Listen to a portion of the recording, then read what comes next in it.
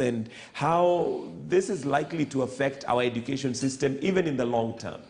Yes, Michael, when you consider that from next year the school calendar will begin to run, it's a very tight schedule. We'll have very little breaks, 7 weeks in between. We'll have to try and cram up as much as possible so that we can be able to catch up. And there you have it. It's clear that much of the management of our primary schools and the secondary schools, most of them are at risk age, and that is 58 upwards.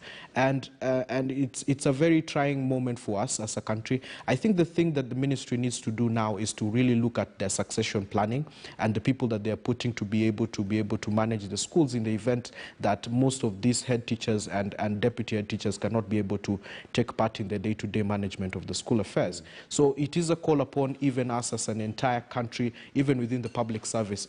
What are we doing in terms of succession management when we look at COVID and the impact that it has in terms of the whole management sphere in the public service? Right. And I think if we take this seriously, things will work out. Okay. And still on education, experts are faulting heavy school calendar. This again is, as we try to catch up with lost time, there has been a directive to try and cram up everything within a very short time to catch up. But the experts are saying that this may not be advisable. One, because children and teachers may suffer burnout. And secondly, because there are things that they have ignored, for instance, stress. And burnout, which is likely to affect how students are going to engage. And secondly, there could be a lot of dropouts. Maybe there needs to be that consideration. As much as we may have lost time, it needs to be put in a reasonable time frame so that there's not, again, too much stress and depression out of trying to catch up with the calendar.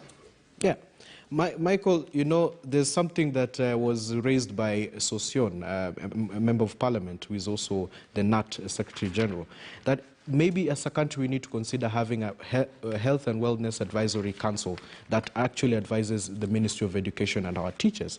And I think going past this pandemic, it will be very important that we look at the mental health of our teachers and our students going forward. And as you rightly put it, if we cannot sit and really evaluate what this crammed timetable will mean in terms of the mental health of both our teachers and our students, we might be creating a ripple effect and a problem in future. So it's something that we should really consider, and we must put mechanisms to try and contain a possible fatigue, mental breakdown, and an impact on our mental health that goes forward. The President was very clear in his State of the Nation that he's putting a great emphasis on mental health going forward. So this is something that has to be incorporated, especially within our schools and for our young minds as they continue to grow, and make sure that because of this COVID and trying to make sure we catch up with the school calendar, we're not exposing them to even bigger problems later in life. Absolutely. Yeah. And on page 6 of the Standard, you have 1 year to get Huduma number as IDs are phased out. So out with Kipande, in with Huduma.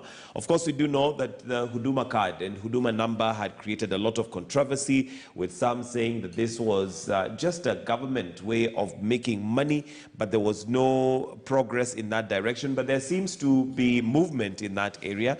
Kenyans are suffering when seeking services at government facilities. You are told to bribe someone for you to be assisted. We want to end this nonsense. That is according to Interior CS Fred Matiang'i. Do you feel that this Huduma card, Huduma number, this integrated management system for our personal data is going to help improve services that we get from our government? From what we have understood and what has been put forward is that this particular document and the Huduma number that we will now receive, the card, will actually integrate the national NHIF, NSSF, normal services that are issued out using the ID, that is if you go to Huduma Center, KRA, and all manner of things. Now, when you're told this and when this is presented to you, of course, it brings about some certain comfort of convenience that will come about by having that particular Huduma number.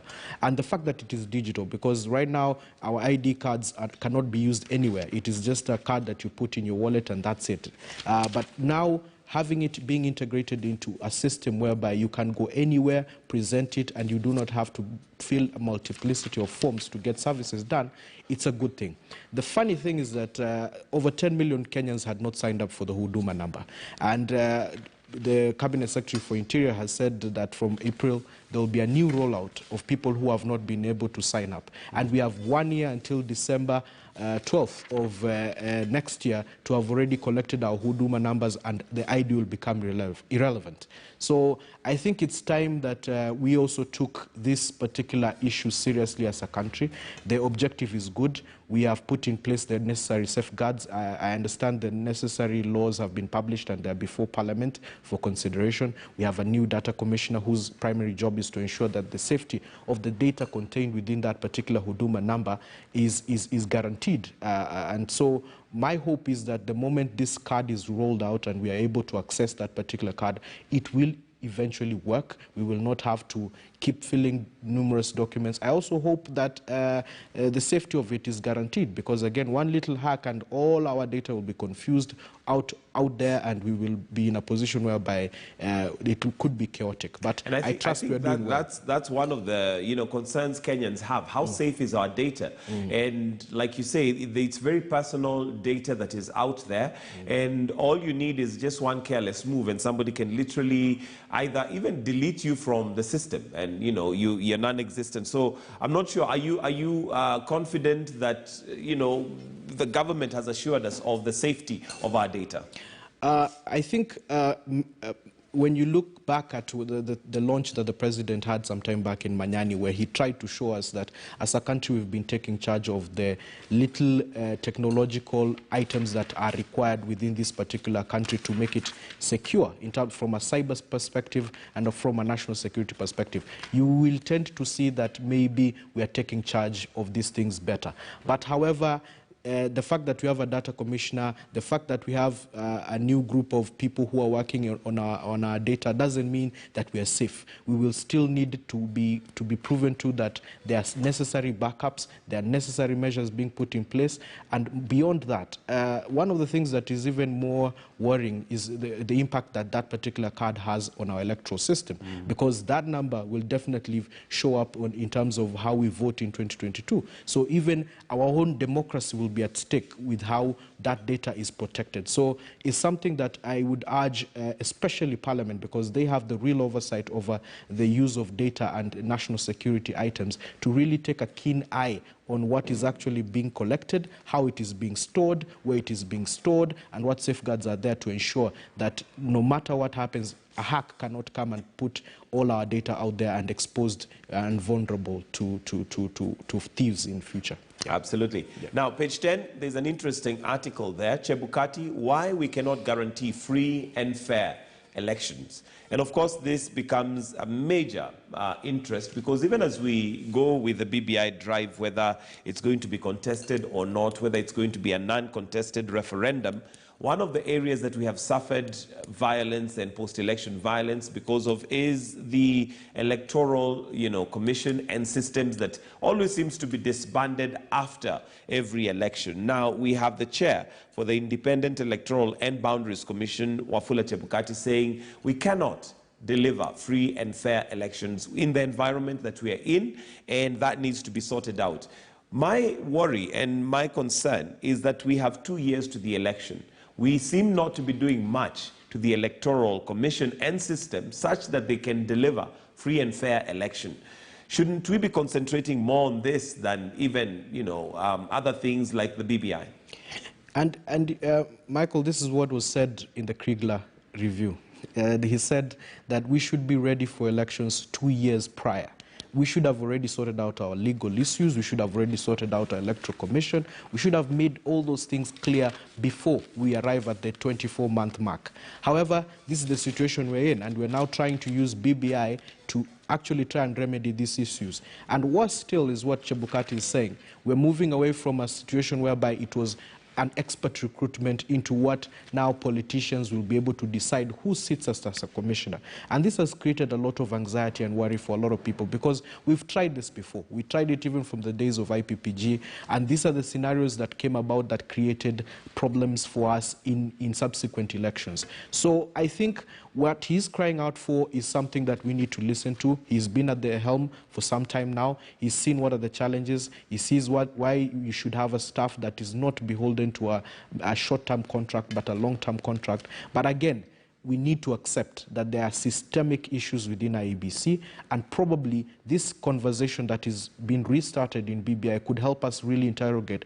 what are the best options for us. It is not cast in stone that whatever has been written in BBI is what will happen, and I think what has happened is that it has opened up a national conversation. Chebukati now has a floor to say what are the issues that he's seeing going forward to that particular election and the things that he proposes should happen so that the commission can be something that can be sustainable and be able to guarantee the rights and freedoms that we hope for when we carry out elections every single year. Right. Yeah. And let's now take a look at the Daily Nation, where we have the headline as End of ID Card. We've already covered that. A short history of the Kenya's national identification document is given there by the Daily Nation. And the launch yesterday of the countrywide issuance of the Huduma card signaled the end of the colorful era for the national ID card, which is poised to lose considerable significance and clout by the end of next year. According to government, you only have till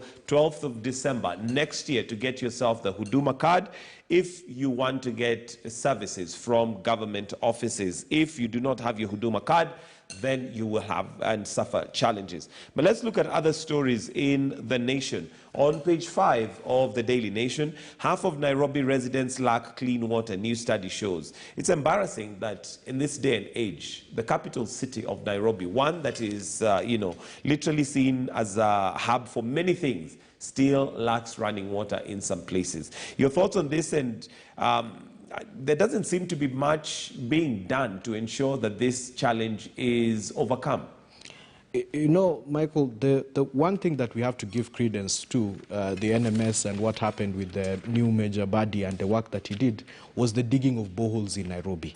But I do not know why it took us this long to figure out that we could just use simple technology as that. Nairobi, the name from the Maasai is that it's a place of cool waters. Our waterbed is, there's a lot of water available in Nairobi, but it's shocking when you hear that half of Nairobi residents cannot have access to water.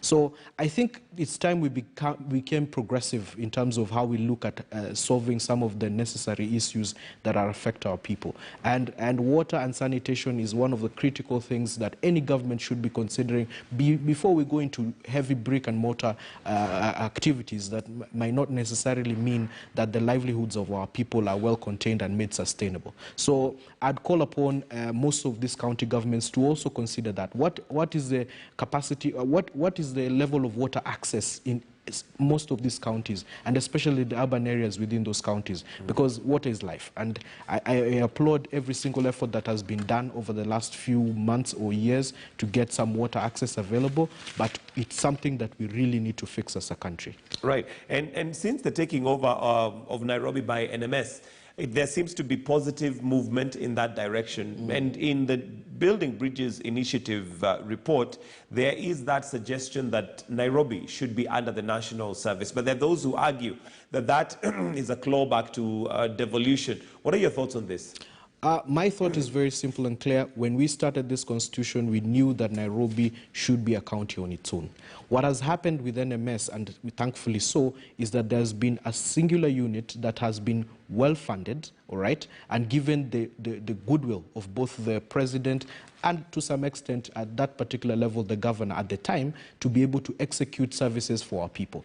If this mantra can be cascaded downwards to all these particular county governments and made sure that resources are made available on time and the teams that are running it are not doing it out of malice or bias, but out to just make sure service delivery is done to our people, then we do not need to be forming NMSs to do anything. We will definitely be able to serve our people. So in my view, I know it is a recommendation within BBI. I find it to be very difficult for Nairobi residents who form a bulk of the voters that will vote towards that particular referendum, for them to accept losing a county status or losing some of those items to a body that will be set up.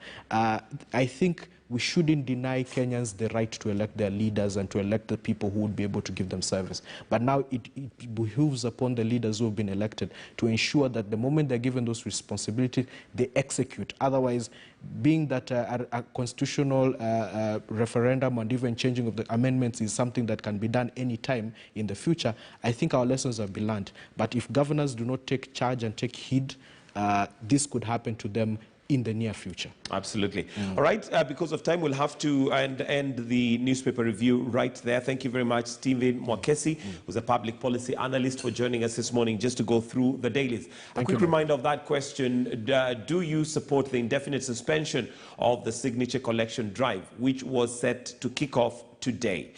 Do you support the indefinite suspension of the signature collection drive, which was set off to kick off today? Pragmatist says, of course, we are currently in the middle of COVID pandemic and we need to control and contain it. Thereafter, we need support economic recovery. Kenya will default on loans in 5 years, and so we must create no more constitutional offices. This will increase the public wage bill. We have Jenga, who says definitely we need a peaceful and cohesive nation where everything that is fronted should be all-inclusive and beneficial to everyone. When you listen to the opposing sides, they aren't stiff-necked in supporting BBI. They only want inclusion of all ideas. I'll be reading through your comments as we go along, but that question is, do you support the suspension of signature collection drive, which was set off to kick off today? Well, let's take a break right here on Morning Express. When we come back, we'll delve in more into the Huduma number, but also what, politically speaking, this meeting with Uhuru and Ruto may mean, and as that BBI signature drive is suspended indefinitely. We take a break. We'll be right back.